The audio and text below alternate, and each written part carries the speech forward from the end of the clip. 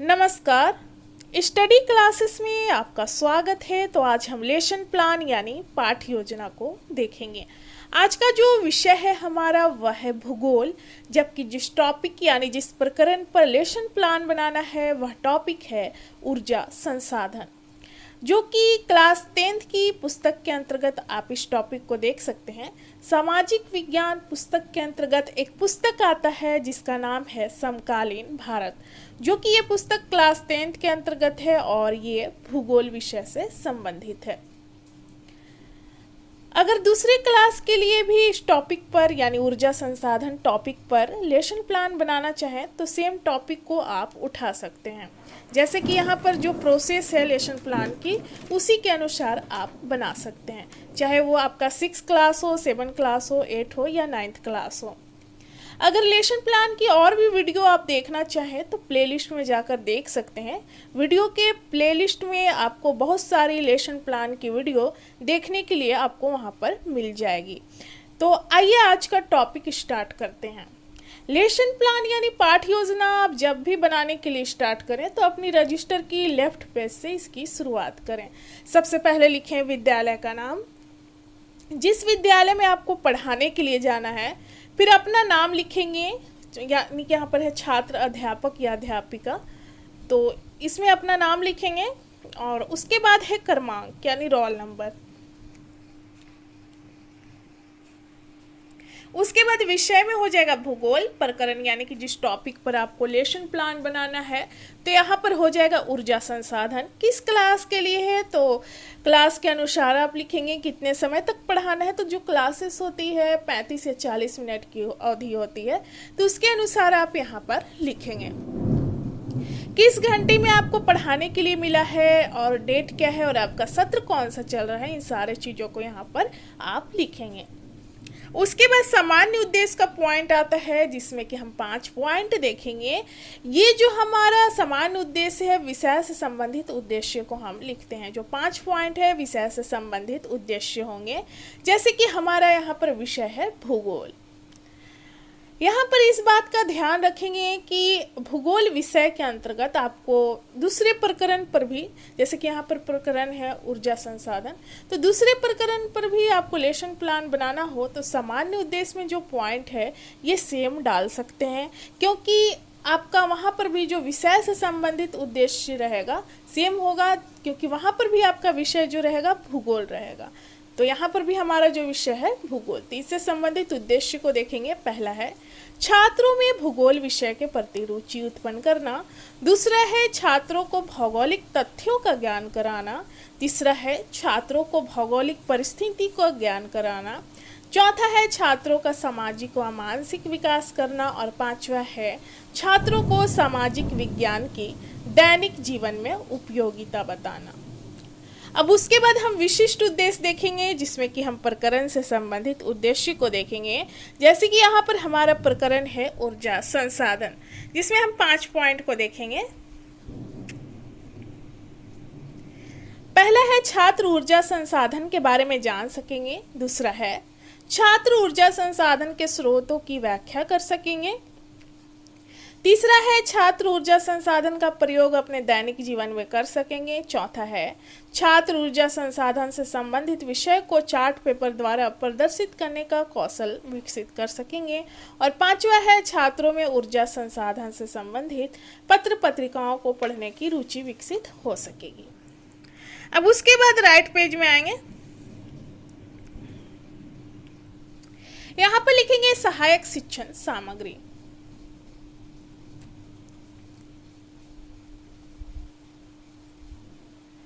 तो यहाँ पर आप पढ़ाने के लिए किन किन सामग्री का प्रयोग करेंगे उसके अनुसार लिखेंगे। यहाँ पर हो जाएगा चौक, डस्टर, चार्ट, पॉइंटर, श्यामपट्ट और अन्य शिक्षण सहायक सामग्री।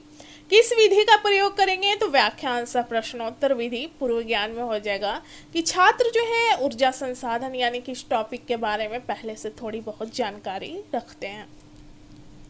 वर्ग व्यवस्था में हो जाएगा छात्र अध्यापक या अध्यापिका जो है अपनी सुविधा के अनुसार वर्ग को व्यवस्थित करेंगे। उसके बाद प्रस्तावना का पॉइंट आएगा जिसमें आपको 2 कॉलम बनाना है, एक छात्र अध्यापक या अध्यापिका कथन रहेगा और दूसरा है छात्र संभावित उत्तर। तो इसमें प्रश्न की संख्या आप 4 या 5 रख सकते हैं और इस बात का ध्यान रखना है कि अंतिम प्रश्न में आपका टॉपिक निकल कर आना चाहिए जिस टॉपिक को आप पढ़ाने वाले हैं। ये प्रश्न और उत्तर दोनों एक दूसरे से संबंधित होते हैं, यानी कि जो उत्तर आता है उसी से अगले प्रश्न का निर्माण किया जाता है। तो ये प्रश्न जो है क्लासरूम में छात्र अध्यापक या अध्यापिका द्वारा पूछा जाता है बच्चों से, और बच्चे जिस तरह से आंसर देंगे, यानी कि बहुत सारे बच्चे यहाँ पर आंसर देंगे, लेकिन जो आंसर सही होगा उसी से अगला प्रश्न का यहाँ पर निर्माण किया जाएगा।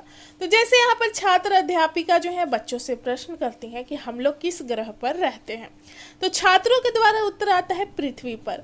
दूसरा प्रश्न है कि पृथ्वी पर सबसे सभ्य प्राणी किसे माना जाता है, तो छात्रों के द्वारा उत्तर आता है मनुष्य को। अब तीसरा प्रश्न है इसी से कि मानव द्वारा भोजन बनाने के लिए किन किन साधनों का प्रयोग किया जाता है, तो छात्रों के द्वारा उत्तर आता है कोयला, लकड़ी, गैस, विद्युत हीटर आदि। चौथा है प्रश्न इसी से कि कोयला, लकड़ी व गैस किन संसाधन के स्रोत हैं, तो छात्रों के द्वारा उत्तर आता है ऊर्जा संसाधन। और यहाँ पर हम देख सकते हैं कि जिस टॉपिक को हमें पढ़ाना है वो टॉपिक निकल कर आ चुका है। पांचवा प्रश्न है कि ऊर्जा संसाधन के बारे में विस्तार पूर्वक बताएं, तो छात्र जो है यहाँ पर विस्तार पूर्वक नहीं बता पाते हैं, इसलिए हम समस्यात्मक यहाँ पर लिखेंगे। उसके बाद हमारा टॉपिक निकल कर आ चुका है। फिर यहाँ पर हो जाएगा छात्र अध्यापिका कथन में ऊर्जा संसाधन, और पाठ की उद्घोषणा में हो जाएगा आज हम लोग ऊर्जा संसाधन के बारे में विस्तार पूर्वक अध्ययन करेंगे। उसके बाद हम अगले पेज में आएंगे जो कि हमारा सारा पॉइंट प्रस्तुतिकरण के अंतर्गत आएगा।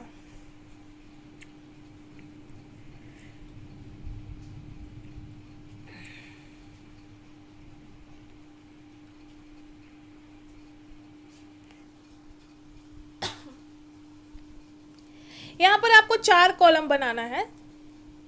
पहला कॉलम है शिक्षण बिंदु, यानी कि आप चैप्टर से पॉइंट को उठाएंगे जिस पॉइंट को आप बच्चों के सामने एक्सप्लेन करने वाले हैं।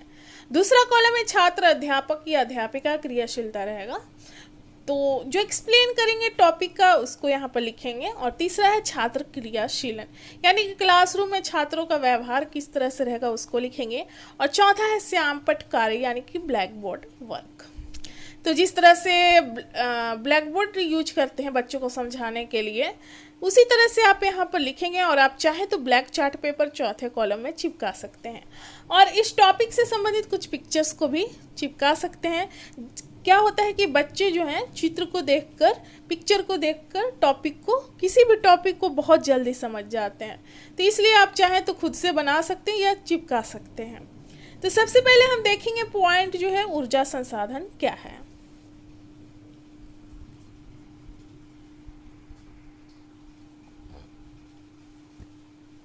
ऐसे संसाधन जिनका उपयोग ऊर्जा उत्पन्न करने के लिए किया जाता है ऊर्जा संसाधन कहते हैं, जैसे कि कोयला, पेट्रोल, सौर ऊर्जा, प्राकृतिक गैस आदि। ऊर्जा प्राप्ति के अनेक स्रोत हैं, जैसे कि कोयला, पेट्रोल, सौर ऊर्जा, आणविक ऊर्जा और प्राकृतिक गैस आदि। इस स्रोतों से प्राप्त ऊर्जा को घरेलू उपयोग, उद्योग और कृषि क्षेत्र में लाया जाता है। संपूर्ण विश्व में लगभग 45% ऊर्जा कोयला से, 40% पेट्रोल से और प्राकृतिक गैस से, एवं लगभग 15% जल विद्युत, ताप विद्युत और आणविक शक्ति के रूप में प्राप्त होता है। अब इसी से प्रश्न करती हैं छात्र अध्यापिका छात्रों से। प्रश्न है ऊर्जा संसाधन किसे कहते हैं, तो छात्रों के द्वारा उत्तर आता है ऐसे संसाधन जिनका उपयोग ऊर्जा उत्पन्न करने के लिए किया जाता है ऊर्जा संसाधन कहलाते हैं। छात्र क्रियाशीलन में देख सकते हैं कि कक्षा में छात्र जो हैं छात्र अध्यापिका द्वारा पढ़ाए जा रहे कथनों को सुनेंगे। और श्यामपट्ट कार्य में देख सकते हैं कि ऊर्जा संसाधन ऐसा संसाधन जिनका उपयोग ऊर्जा उत्पन्न करने के लिए किया जाता है वह ऊर्जा संसाधन कहलाता है। अब उसके बाद देखेंगे ऊर्जा संसाधन का वर्गीकरण। इसे 2 भागों में वर्गीकृत किया गया है, एक परंपरागत ऊर्जा और दूसरा गैर परंपरागत।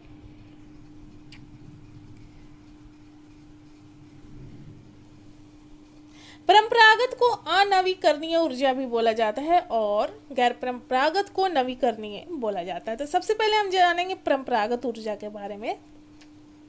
ऊर्जा के वे स्रोत जिसका एक बार उपयोग करने के बाद दोबारा उपयोग में नहीं लाया जाता है, इसलिए इसे अनवीकरणीय ऊर्जा भी कहा जाता है, जैसे पेट्रोल, डीजल, कोयला, प्राकृतिक गैस, लकड़ी आदि। अब नवीकरणीय में देखेंगे कि ऊर्जा के वे स्रोत जिसका बार बार उपयोग किया जाता है, अर्थात एक बार समाप्त हो जाने पर उससे दोबारा ऊर्जा प्राप्त किया जा सकता है, जैसे सौर ऊर्जा, पवन ऊर्जा, तरंग ऊर्जा, महासागरीय ऊर्जा, ज्वारीय ऊर्जा आदि। अब इसी से छात्रों को समझाने के बाद छात्र अध्यापिका जो है प्रश्न करती हैं बच्चों से, जो कि बोधात्मक प्रश्न के रूप में देखते हैं। यहाँ पर इस बात का ध्यान रखेंगे कि शिक्षण बिंदु के अंतर्गत आप कम से कम 4 पॉइंट रख सकते हैं, जैसे कि इस पेज में हम लोग 2 पॉइंट देखें और अगले पेज में 2 पॉइंट देखेंगे। और यहाँ पर ज़्यादा विस्तार से नहीं लिख सकते क्योंकि जगह काफ़ी छोटा होता है। अगर बच्चों को आप समझा रहे हैं तो काफ़ी विस्तार पूर्वक उसे समझा सकते हैं। तो यहाँ पर जो छात्र अध्यापिका है बच्चों से प्रश्न करती हैं कि परंपरागत ऊर्जा को अन्य किस नाम से जाना जाता है। तो छात्रों के द्वारा उत्तर आता है अनवीकरणीय ऊर्जा। श्याम पटकार में भी देख सकते हैं कि 2 भागों में वर्गीकृत किया गया है, परंपरागत और गैर परंपरागत, यानी कि अनवीकरणीय और नवीकरणीय। उसके बाद हम अगला पेज में आएंगे जिसमें हम देखेंगे परंपरागत ऊर्जा के साधन कुछ।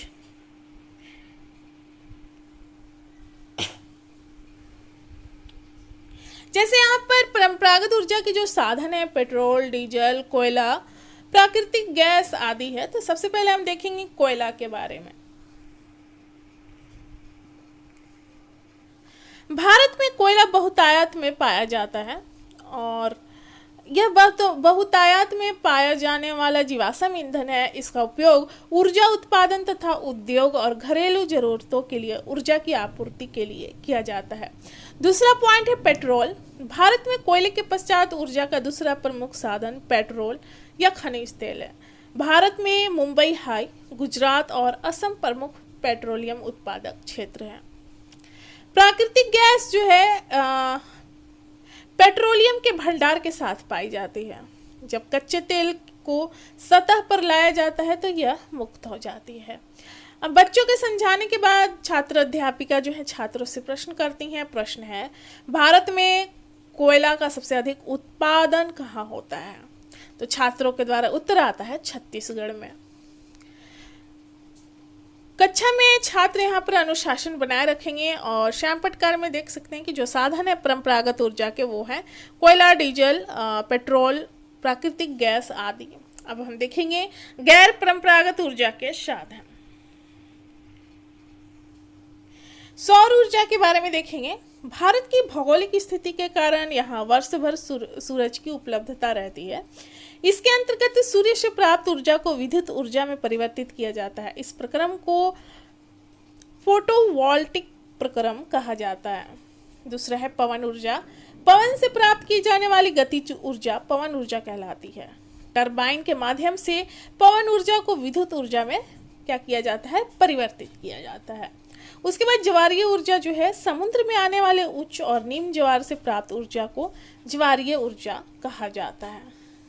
और जैव ईंधन जो है गैर परंपरागत ऊर्जा की ये सारे साधन हैं। अब बच्चों को समझाने के बाद छात्र अध्यापिका जो हैं छात्रों से प्रश्न करती हैं। प्रश्न है, जैव ईंधन किसे कहा जाता है? तो छात्रों के द्वारा उत्तर आता है गन्ने की खोई को पेट्रोलियम में मिलाकर तैयार किया गया ईंधन जैव ईंधन कहलाता है। यहाँ पर देख सकते हैं श्याम पटकार में कि जो गैर परंपरागत ऊर्जा के साधन है वो है सौर ऊर्जा, पवन ऊर्जा, ज्वारीय ऊर्जा और जैव ईंधन आदि। तो ये सारे प्रस्तुतिकरण के अंतर्गत पॉइंट था। अब उसके बाद अगले पेज में आएंगे जिसमें हम छात्रों का मूल्यांकन करेंगे। मूल्यांकन में क्या है कि जो आप टॉपिक पढ़ाए हैं उसी से बच्चों से प्रश्न करना है और ये प्रश्न क्लासरूम में ही करना है। बच्चे इसका आंसर जो है क्लासरूम में ही देंगे। प्रश्न की संख्या आप 4 या 5 रख सकते हैं।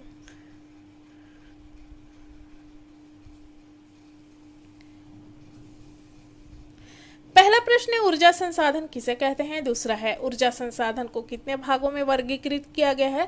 तीसरा है परंपरागत ऊर्जा किसे कहते हैं। चौथा नंबर गैर परंपरागत ऊर्जा किसे कहते हैं। और पांचवा है परंपरागत व गैर परंपरागत ऊर्जा के कौन कौन से साधन हैं। उसके बाद पुनरावृत्ति। तो इसमें क्या है कि जो चैप्टर आप यानी जो टॉपिक पढ़ाए हैं उसे पॉइंट वाइज बच्चों के सामने लास्ट में प्रस्तुत कर देना है। आप 3-4 पॉइंट रख सकते हैं। जैसे है पहला पॉइंट, ऐसे संसाधन जिनका उपयोग ऊर्जा उत्पन्न करने के लिए किया जाता है ऊर्जा संसाधन कहलाता है। ऊर्जा संसाधन को 2 भागों में वर्गीकृत किया गया है, परंपरागत और गैर परंपरागत, नवीकरणीय और अनवीकरणीय। उसके बाद देखेंगे परंपरागत अर्थात अनवीकरणीय ऊर्जा के स्रोत व साधन जो है पेट्रोल, डीजल, कोयला, प्राकृतिक गैस आदि है। और गैर परंपरागत ऊर्जा के स्रोत जो है नवीकरणीय ऊर्जा, सौर ऊर्जा, पवन ऊर्जा, व ज्वारीय ऊर्जा आदि हैं। अब उसके बाद गृह कार्य यानी कि बच्चों को होमवर्क दिया जाता है। तो प्रश्न की संख्या आप 2-3 रख सकते हैं और प्रश्न ऐसा दें कि बच्चे घर पर उसे अच्छे से कर सके। प्रश्न इतना कठिन नहीं होना चाहिए कि बच्चे को घर पर आंसर करने में प्रॉब्लम हो। तो प्रश्न है यहाँ पर ऊर्जा संसाधन किसे कहते हैं। दूसरा है परंपरागत और गैर परंपरागत ऊर्जा में क्या अंतर है। तो जो लेसन प्लान यानी पाठ योजना है यहाँ पर समाप्त होता है। मिलते हैं अगले लेसन प्लान के साथ अगले वीडियो में। धन्यवाद।